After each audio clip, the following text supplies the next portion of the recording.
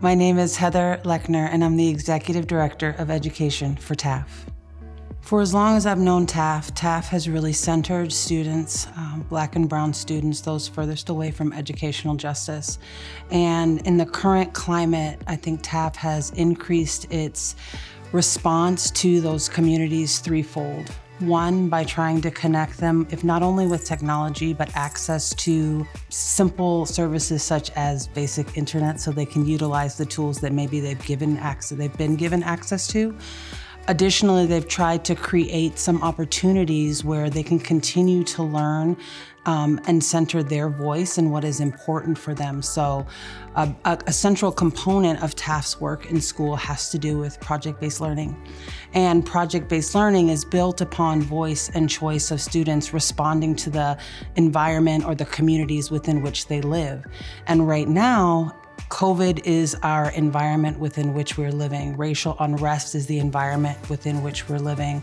And so TAF is giving them or providing a platform for them to explore their feelings about that, the connection to history as it existed in the past and as it is manifesting in our current future. I'm Feliciana, and I'm a senior at TAF at Saghalie.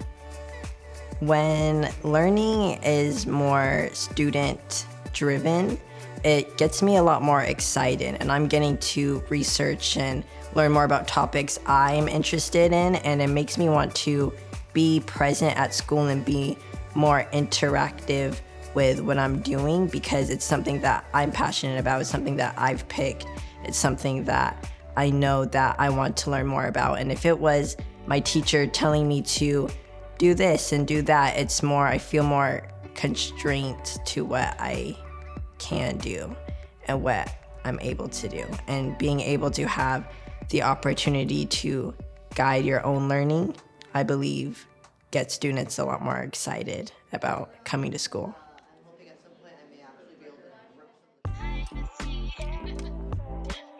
My name is Michael Schwartz, and I teach a 4-5 split at Roosevelt Elementary in Tacoma. All right, can everybody see that okay?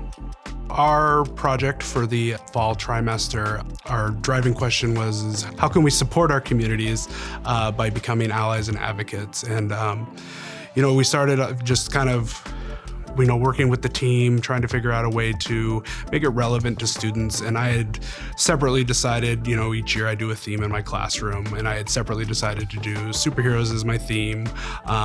It's fun and everything. And then I just kind of started molding the link between superheroes and ally and advocacy, and realizing that superheroes are, allies and advocates of people and individuals, and then diving deeper into the fact that it's not the superpower that makes, a hero like Superman a hero. It's his choices. My name is Onreivni, and I'm the creator of Non-Toxic. When a teacher tells us to write, it's just something they want us to write, not something that we want to write. And we gotta write about a superhero that we get to make up. All right, Onreivni, you're up. A long time ago in a faraway galaxy, not so much different than our own, there was a planet named Claire. What I noticed with Onreivni's project in her creation of Non-Toxic, again, it kind of goes back to that. It's obviously something that she's passionate about from the very get-go. Her mind has always been on environmental issues and everything like that. And then when introducing the project, I told students, you can choose to make it small and just specific to maybe our classroom, or you can go grand scheme, everything that. If you want and you have time to create a villain and kind of show how the villain's choices are different from your hero, great. If you just want to keep it simple and make it a personal story, great. And after that, it was just off to the races, and Onreivni being a very creative student and having a great imagination, she just produced this beautiful piece of work. There is no end in project-based learning. There is only the process in project-based learning. Even if we do have a stopping point, that stopping point is often another launching point for another question, another opportunity. They're going to create a product, and then they're going to share that product with the community. And I think that's also a really strong henchpen of project-based learning, is that there has to be some sort of public exhibition. There has to be a consensus or a group reflection on what transpired, so that the student can, one, become reinforced in the knowledge that they have gained, but also so that we as a community can be enhanced by what the student has discovered. I really like project-based learning because it's not just my opinion, it's not just my creation, it's a group effort. And I believe that when you have more people, you're getting more perspective and different ideas. And I believe that it makes the output a lot better and more creative because you have those different aspects and ideas put into it. And it's not just something that you did on your own. And it's something that you could say, we did this all together. And I believe it just makes the result so much better in the end. TAF centers student voice and choice in schools through a variety of ways. One is just talking with them, asking them what are they interested in, what are they passionate about, what scares them.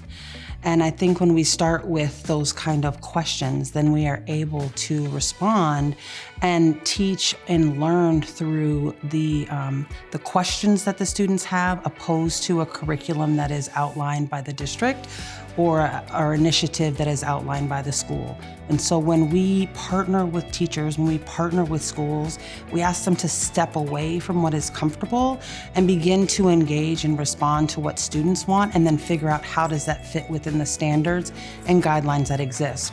And so we begin with the student voice, but we ultimately ensure that we hit the standards and the expectation of the district.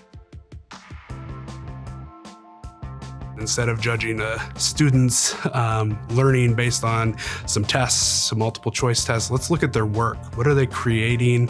What are they building? Where are their hearts?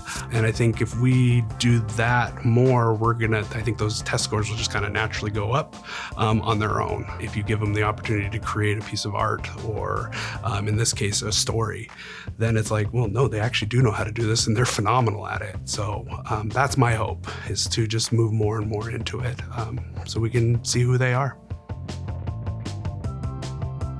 When I think about an equitable system for students, I think about a learning space where students are allowed to explore the process of learning, where they are allowed to be empowered by failure with the knowledge that they have the opportunity to try again, and that process of trying again is actually an active learning state opposed to an end place where we retreat from.